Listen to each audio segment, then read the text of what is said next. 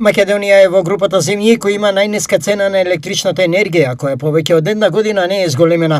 Истекна денеска премиерот Христија Мицкоски. Кога ги гледате другите држави, ќе видите дека таму електричната енергија е покачена 15-20, па во некои земји од соседството и 30%. Така што и според Евростат и според сите параметри, ние сме држава во Европа која што има најниска цена на струја за или една од трите најниски цени за електрична енергија за домакинство.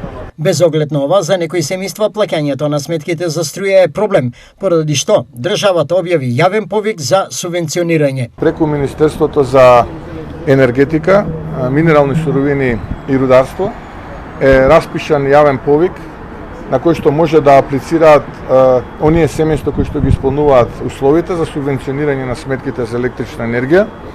Повеќе од 40 на милиони денари се предвидени, но она кое што можам исто така да го кажеме дека во неколку периоди на регулирање на електричната енергија, откако е оваа влада, веќе 14 месеци избрана, ние немаме покачување на цената на електричната енергија за домакинствата, што не е случај во околината.